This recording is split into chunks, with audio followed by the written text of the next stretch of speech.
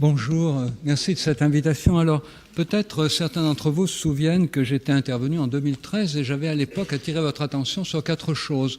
D'abord, le développement avec Internet de Wikipédia, le bouleversement de la construction des savoirs, plus horizontal, au moins autant horizontal que vertical, l'apparition de jeux vidéo dans lesquels on pouvait se construire chacun des personnages, donc qui bouleversaient la construction d'identité chez les enfants et les adolescents.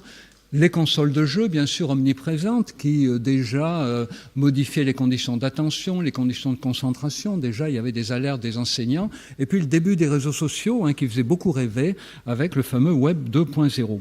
Alors, qu'est-ce qui a changé depuis ? Eh bien, ce qui a changé pour les ados, c'est qu'aujourd'hui, ils sont plus seulement à rêver sur ces technologies. Ils sont tous équipés d'un smartphone. Vous voyez, 97% des 12-17 ans. Et avec une moyenne de 2h30 de temps libre quotidien sur les appareils mobiles, sachant que par ailleurs, ils regardent volontiers les ordinateurs fixes et la télévision. Donc au bout du compte, c'est plus 5-6 heures que 3h30. Alors beaucoup de parents s'inquiètent, mais en même temps, je voudrais commencer par cette citation d'un rapport de l'UNICEF paru en 2017, décembre 2017, que vous trouverez sur Internet. Des recherches récentes montrent que l'utilisation des technologies numériques par les enfants a essentiellement des effets positifs, mais pas pour tout le monde, comme on le verra. Alors les effets positifs sont notamment pointés dans l'utilisation des sites de réseaux sociaux. Comme c'est assez décoiffant, je vous ai mis les références. Vous voyez, augmente le sentiment d'être en lien avec les camarades, réduit la sensation d'isolement, favorise les amitiés existantes, des jeunes qui se rencontrent dans la cour de récréation, qui continuent à se rencontrer sur les réseaux sociaux. Même chose d'ailleurs pour les jeux vidéo, puisque finalement la manière la moins préoccupante de jouer pour les ados, c'est lorsqu'ils jouent le soir avec des copains qu'ils retrouvent la journée dans la cour de récréation. Mais en contrepartie, beaucoup d'alertes, puisque la pratique des réseaux sociaux, des ordinateurs, des jeux vidéo, vous voyez, est accusée de nuire à la concentration, effectivement, surtout chez les très jeunes enfants, lorsqu'ils sont habitués à avoir un défilement constant, très rapide, d'images très colorées qui restent très peu de temps sur l'écran, donc habituation à zapper d'un espace à l'autre, et difficulté de ces enfants, quand ils grandissent, à pouvoir concentrer leur attention sur un objet qu'ils se choisissent. Les écrans nuisent à la capacité d'autorégulation, pas de prise de recul, pas de contrôle inhibiteur, donc large place donnée à l'expression rapide des émotions, empiète sur le temps de sommeil bien sûr, et puis des risques liés à l'utilisation de certains espaces numériques, risque de surexposition de soi, exposition à des contenus problématiques, fuite hors du réel, c'est l'écran comme potion d'oubli, et là je voudrais dire un mot de la question de l'addiction bien sûr aux écrans, l'addiction aux jeux vidéo. Alors vous savez, et Michel Lemoyle l'a très bien évoqué, que maintenant si vous ne le savez pas, vous le savez bien grâce à lui, qu'il n'y a pas beaucoup de relation entre l'addiction aux substances toxiques et une addiction comportementale comme une addiction aux écrans, notamment du point de vue du syndrome de sevrage et du risque de rechute. Alors en revanche, vous savez qu'en 2018, l'Organisation mondiale de la santé a déclaré qu'il existait un gaming disorder, c'est-à-dire un trouble du jeu vidéo, donc autrement dit, une manière pathologique de jouer aux jeux vidéo. Alors, est-ce que ce gaming disorder, dans l'esprit de l'OMS, s'adresse seulement aux adultes, puisque la référence apparaît dans la partie de l'OMS réservée aux plus de 18 ans, ou est-ce que ça concernerait tout le monde ? C'est évidemment une question que beaucoup de gens se posent, et en principe, l'OMS devrait apporter la réponse au mois de juin, puisqu'au mois de juin, il est question que l'OMS dise s'il existerait un gaming disorder pour les 16-18 ans, et peut-être même pour des âges inférieurs, mais actuellement, en tout cas, la question subsiste de savoir si on peut utiliser cette référence de gaming disorder pour les enfants. La raison principale pour laquelle ça serait difficile éventuellement d'utiliser cette catégorie pour les enfants et les ados, c'est que, évidemment, l'addiction se définit par la perte du contrôle des impulsions et que chez l'enfant et l'adolescent, le contrôle des impulsions n'est pas encore installé. Il est toujours possible à un adulte de perdre le contrôle des impulsions, mais il l'a préalablement installé. Donc c'est difficile peut-être d'utiliser le même mot pour désigner une compétence que l'adulte a acquise puis qu'il a perdue, et puis une compétence que l'enfant n'aurait pas encore acquise. Donc peut-être que de ce point de vue-là, le gaming disorder sera réservé aux majeurs, mais on aura en principe la réponse en juin. Et puis risque d'aggraver un sentiment de solitude, risque acute de dépression. Gene Twenge aux États-Unis insiste énormément sur cette utilisation pathologique du téléphone mobile, mais il n'y a aucune preuve que la relation de causalité se fasse dans le sens de la solitude dans le sens de l'utilisation accrue du smartphone qui accroîtrait le sentiment de solitude, certains chercheurs disent que la corrélation, bien sûr, peut très bien signifier une causalité de sens inverse, c'est-à-dire des enfants déprimés, isolés, n'ayant pas de lieu de rencontre avec des camarades et qui essaieraient d'échapper à ce sentiment de solitude par une surutilisation de leur téléphone mobile. Alors la question, encore une fois, Michel Lemoine l'a très bien posée, ça va être évidemment de savoir qui utilise mal les technologies numériques, pourquoi, et puis bien sûr comment réduire les risques. Alors quelle responsabilité dans cette surexploitation, surutilisation des outils numériques qui concernent d'ailleurs autant les adultes que les enfants?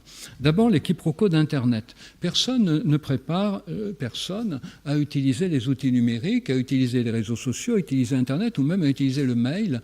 Or moi, il m'est arrivé au début, j'utilisais le mail, de me fâcher avec mon meilleur ami, parce qu'on avait l'habitude de se voir en face à face, de discuter. Puis un jour, il m'a envoyé un mail, j'ai compris sans doute de travers, je lui ai répondu assez brutalement, semble-t-il, à son goût, et on ne s'est pas fâché longtemps, mais j'ai découvert à quel point la conversation par mail était à haut risque, et évidemment encore plus avec les SMS, encore plus avec les forums, absence de fonction régulatrice du visage. Bruno Falissard a dit combien c'est important dans la relation entre un adulte et un enfant, mais c'est important chez tout adulte qui communique avec un proche. On regarde l'interlocuteur dans les yeux, on commence une phrase. Si on voit qu'il commence à froncer un peu le sourcil, on ne va peut-être pas dire la même chose que ce qu'on dirait si on le voyait largement sourire à la première partie de notre phrase. Donc on modifie constamment notre communication en fonction des feedbacks, le regard, la mimique, le sourire ou la moue de notre interlocuteur. Tout ça est absent sur les réseaux sociaux. Vous savez qu'il y a les fameux émoticônes qui ont été inventés pour essayer d'y remédier. Ça n'y remédie absolument pas.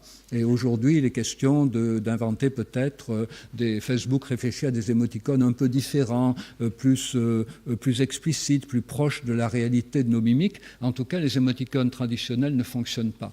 Dans la communication groupale, c'est encore plus une catastrophe. Il suffit d'aller voir un forum scientifique. La question est bien posée. À la 4e ou la 5e réponse des internautes, l'échange a totalement dégénéré et on trouve facilement des coups de gueule, des injures, des attaques ad hominem, même des gens qui interviennent dans des forums au début en ayant un point de vue un peu partagé, peut-être que oui, mais peut-être que c'est l'autre point de vue. Très vite, face à des positions extrêmes, ils durcissent leur propre position et au bout du compte, évidemment, chacun se trouve à défendre un point de vue extrême, quitte à reconnaître d'ailleurs après coup qu'il a été amené à caricaturer sa position parce que d'autres les caricatureraient, mais ça fonctionne évidemment en boucle de rétroaction. Alors précarité et inégalité sociale, évidemment. Et Pascal Plantard vous en a bien parlé. Alors les enfants de milieu social défavorisés qui ont en quelque sorte double peine, on pourrait dire, c'est-à-dire du point de vue de leur petite enfance, souvent ils sont moins bien accompagnés dans la découverte des outils numériques, plus abandonnés avec des outils dans leur chambre dont ils n'ont pas le mode d'emploi, et puis moins bien accompagnés par leurs parents aussi plus tard, à l'adolescence, ça a été montré dans la découverte des outils numériques, ils ne sont pas invités par leurs parents, par leur maman notamment, à fabriquer leur première présence sur les réseaux sociaux, ils ne sont pas accompagnés dans les jeux vidéo, ils ne sont pas accompagnés des vidéos, des photos, voilà. Et donc de façon générale, évidemment pas accompagnés pour découvrir le droit à l'intimité, le droit à l'image. Mais également, ces enfants du milieu défavorisé, du coup, vont pouvoir avoir une forme de création de réseau social plus problématique. Et ça, les sociologues attirent notre attention sur le fait que dans les milieux défavorisés, réseau social, vous voyez, numériquement plus restreint, moins de personnes, mais surtout moins diversifié, parce que lorsque le père travaille à la campagne avec d'autres personnes qui travaillent à la campagne ou dans une entreprise avec des collègues de travail de son entreprise, le réseau social des enfants est évidemment beaucoup moins diversifié que si dans la famille il y a un médecin, un notaire, un dentiste, un enseignant, etc. Et donc du coup, la tentation de pallier aussi à la difficulté de trouver le mot juste par la tentation de montrer son corps et dans certains jeux vidéo, le fait que les communautés de joueurs tiennent beaucoup à avoir un langage élaboré et chassent les enfants, les adolescents qui ne leur paraissent pas du même niveau social qu'eux, et donc du coup des enfants qui sont amenés à rester entre eux avec parfois un langage très pauvre et centré sur des propos trash. Alors les fragilités psychiques, troisième source de responsabilité dans le basculement vers des pratiques pathologiques, les enfants en souffrance psychique avant de découvrir les outils numériques. Il faut bien comprendre que si un enfant reçoit son premier smartphone alors qu'il est victime de harcèlement à l'école, il ne va pas se comporter de la même façon qu'un enfant qui est bien à l'école, qui est reconnu par ses copains. Les enfants victimes de maltraitance physique, sexuelle, tous les enfants qui sont en souffrance et qui vont peut-être sauter sur la possibilité d'utiliser l'anonymat pour se venger de maltraitance qu'ils subissent de la part de gens dont ils ne peuvent pas se plaindre. Les enfants victimes de deuil, non accompagnés dans ces deuils. Et donc aujourd'hui, on sait que la souffrance psychique d'un enfant, avant d'avoir son premier outil numérique, est un élément important de la manière dont il va l'utiliser. Alors les réseaux sociaux, évidemment, vont être utilisés par ces enfants pour essayer de gonfler leur estime d'eux-mêmes. Et vous voyez, il y a un usage normal de Facebook ou des réseaux sociaux qui consiste à parler de soi. Alors il paraît que parler de soi est la chose qui fait le plus de plaisir au monde. Donc ça ne peut que réjouir les psys, voilà.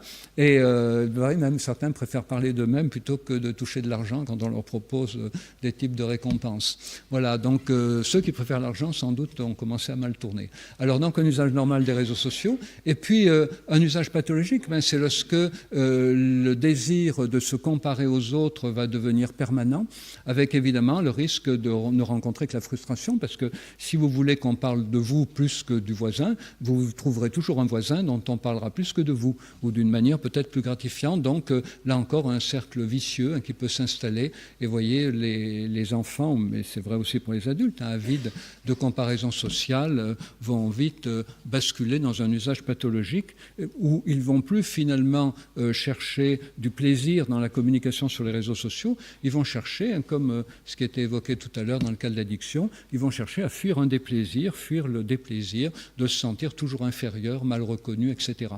Et d'ailleurs, de ce point de vue-là, si on peut donner un conseil aux parents pour qu'ils élèvent leurs enfants de telle manière qu'ils soient moins menacés par une utilisation pathologique des réseaux sociaux, il faut dire aux parents, voilà, félicitez votre enfant, même si vous avez envie qu'il ait 19 ou 16, s'il a 14, félicitez-le, s'il fait un gâteau, s'il est un peu brûlé, félicitez-le. Tous les enfants qui sont reconnus dans leur vie sociale quotidienne courent un risque beaucoup moins grand de s'aliéner dans les réseaux sociaux à la recherche d'une reconnaissance illusoire.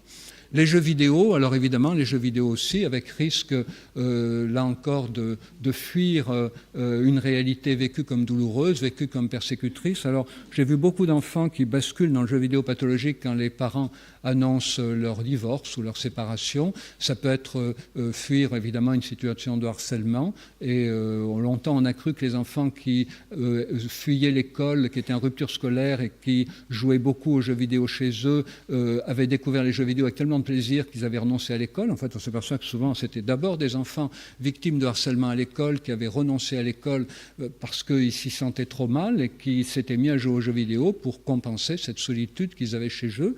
Donc, vous voyez, une corrélation qui était faite à une époque dans un sens, enfin une causalité qui était faite à une époque dans un sens et qui est faite aujourd'hui en sens contraire. Ça peut être fuir un trouble mental au début, bien sûr, ne jamais l'oublier, mais le plus souvent, le jeu pathologique, fuir l'angoisse de la crise d'adolescence, pas trouver du plaisir, mais fuir l'angoisse de la crise d'adolescence. C'est pour ça que toutes les fois où un adolescent bascule dans des pratiques pathologiques, eh bien, il faut chercher quelle est l'origine, quelle est la raison pour laquelle il peut avoir eu besoin à un moment de basculer dans cette pratique pathologique. Alors tout ça n'exonère pas la stratégie des fabricants, il en a été question, puisqu'il y a quand même un grand changement aujourd'hui dans le jeu vidéo. Il n'est plus fabriqué pour procurer du plaisir aux utilisateurs, il est fabriqué pour les retenir et les faire payer. Ça, c'est dû au fait que le modèle économique du jeu vidéo a complètement changé depuis quelques années. Sans doute, certains d'entre vous ont connu le jeu vidéo dans lequel on achète, c'était d'abord des disquettes, et puis des CD, puis des DVD, et puis après on téléchargeait le jeu sur son ordinateur, puis après on jouait avec. Donc quand on l'achetait, ça coûtait entre 50 et 60 euros. Le prix baissait très vite d'ailleurs, mais la rentabilisation de l'investissement de l'éditeur de jeu était faite la première année avec l'achat des jeux. Aujourd'hui, le nouveau modèle économique du jeu, c'est le free-to-play. Modèle économique même tellement en vogue que certaines grosses entreprises de jeux vidéo rachètent des petites entreprises qui fabriquent encore des jeux qu'on achète dans le commerce pour les couler, pour les faire disparaître, de manière qu'il n'y ait plus que du free-to-play. Alors le modèle économique du free-to-play, fort potentiel addictogène, c'est quoi ? Ce sont des jeux dans lesquels on va jouer gratuitement, Mais tout va être fait pour qu'on ne reste pas trop longtemps à y jouer gratuitement, le moins longtemps possible. C'est-à-dire que très vite, le joueur est invité à mettre un peu d'argent, et même 2 euros, 5 euros, 10 euros. Et donc, vous voyez, les stratégies étudiées qui sont calées sur celles du jeu de hasard et d'argent, le joueur qui met un peu d'argent va vivre plus difficilement, enfin va être plus éloigné de la possibilité de changer de jeu. Il faut savoir que les jeux succèdent très vite. On parle de Fortnite, Apex, Talon, Fortnite. Mais il a été montré que si vous mettez un peu d'argent sur Fortnite, vous courrez moins vite vers Apex en abandonnant Fortnite que si vous n'avez pas mis d'argent du tout sur Fortnite. Donc forcing de Fortnite, pour qu'on y mette au moins un peu d'argent, ça scotche au jeu, hein, aversion à la perte. Peur de manquer des choses importantes avec des événements exceptionnels qui sont faits de telle façon que les joueurs ont tendance à s'y scotcher, rompre la lassitude avec des quêtes journalières qui promettent monts et merveilles si on est branché tous les jours, jouer sur la frustration, on ne perd jamais complètement, on ne gagne jamais complètement non plus. Or aujourd'hui, il faut savoir que ce qui caractérise Fortnite, hein, c'était dit par Pascal Plantard, mais donc c'est un jeu qui a coupé-collé toutes les recettes qui marchaient le mieux dans tous les jeux jusque-là, mais c'est aussi un jeu qui a été fabriqué quand même par des gens qui avaient fait des études de psychologie ou de neurosciences. Donc aujourd'hui, on entre, vous voyez, on entre dans un vrai problème par rapport aux jeux vidéo, d'autant plus grave que parallèlement à l'utilisation de stratégies de jeux de hasard et d'argent dans les jeux vidéo, les fabricants de jeux de hasard et d'argent sont en train de fabriquer des jeux qui ressembleront énormément aux jeux vidéo, avec le même graphisme, les mêmes personnages, les mêmes épreuves, sauf qu'il y aura en plus des stratégies monétisées. Et donc le risque, évidemment, dans les années qui viennent, que beaucoup d'adolescents glissent des jeux vidéo qu'ils connaissent bien, dans lesquels il n'y aura pas d'investissement d'argent, enfin pas de possibilité de gagner de l'argent, on pourra acheter des trucs, mais on ne gagnera pas de l'argent, et le risque qu'ils basculent très vite dans des jeux de hasard et d'argent qui auront exactement la même présentation que les jeux vidéo, avec de l'adrénaline en plus, puisqu'il y aura du vrai argent qui sera joué. Alors, quelle prévention? On va aller très vite, hein, mais évidemment, elle implique énormément de partenaires, hein, les pouvoirs publics, bien sûr, mettre en place des actions de prévention, leur expliquer non seulement les dangers d'Internet, mais les subtilités de la communication sur Internet, voilà. Mettre en place des actions de prévention auprès des parents, il faut absolument les informer, et puis lutte contre la pornographie, évidemment, mettre des disclaimers dissuasifs, voilà. L'institution scolaire, mieux concentrer les spécificités du numérique, à mon avis, parce que accompagner tous les élèves dans la découverte des possibilités des pièges numériques, c'est très bien. Ça, en CM1, CM2, c'est formidable. Réduire les inégalités liées au handicap, c'est très bien. Mais peut-être que le numérique peut aussi aider à lutter contre le décrochage scolaire. Et il y a beaucoup de travaux à faire pour des élèves qui, aujourd'hui, ne se reconnaissent pas dans une école qui fait passer le langage en premier parce qu'ils vivent dans un monde d'images. Donc accompagner tous les élèves dans la découverte, je vous précise un peu le premier point que je vous disais, c'est leur expliquer les 4 jungles auxquelles les adolescents aujourd'hui sont confrontés. La jungle des modèles économiques, l'économie de l'attention. Hein. La jungle des modèles économiques, c'est la captation permanente des données, excusez-moi. La jungle de l'économie de l'attention avec les menaces sur les vies privées. La jungle de la pornographie, mais qui s'étend aussi à tous les modèles sexuels contraignants qu'on trouve dans la publicité et dans quasiment l'ensemble du cinéma, surtout américain. Et la jungle de l'information en continu et des fake news, et pas seulement des fake news, parce que l'information en continu, pour les jeunes qui s'y adonnent, elle est ravageuse. Hein. C'est une information extrêmement émotionnelle, prise en général au téléphone mobile par les victimes des drames qui filment ce qui leur arrive. Elle est très peu contextualisée, évidemment, il n'y a pas de recul, hein. Il n'y a pas de recul cognitif, il y a très peu d'informations sur le lieu, sur les conditions, etc.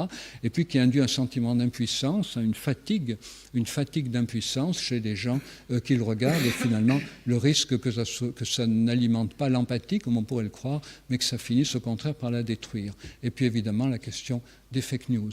Les parents aussi, hein, information auprès des parents, oui, j'arrive, c'est l'avant-dernière. Information auprès des parents, prévention. Alors, les livrets de famille ont commencé un peu la prévention, campagne d'affichage, etc. Et les fabricants de jeux, hein, qui ne réagiront évidemment que s'ils sont contraints Et donc, il y a beaucoup à faire de ce côté-là. Alors, en conclusion, voilà, je pense que les priorités, mieux réfléchir, vous voyez, ça a été dit, aux problèmes sous-jacents qui engendrent chez certains enfants une implication nuisible dans le numérique, les inégalités sociales, la souffrance psychique, mieux comprendre les conséquences du numérique pour différentes tâches et différents types d'enfants. Je pense que pour ce qui concerne les ados, jusqu'à maintenant, on s'est contenté le plus souvent d'études en laboratoire et puis de grandes études de statistiques, c'est-à-dire les enfants confrontés aux images violentes, à 75% risquent de devenir plus violents. Mais que deviennent les 25 autres %, on n'en sait rien. Et qui a pu les protéger, on n'en sait rien non plus. Donc il y a beaucoup à faire pour les chercheurs, pour faire des études plus ciblées, vous voyez, sur les différentes tâches qui peuvent être accomplies dans le numérique, y compris scolaire, et les différents types d'enfants qui peuvent en bénéficier ou en pâtir. Et puis enfin, mieux associer les parents et les enseignants à la compréhension du numérique et à ses utilisations scolaires. Merci de votre attention.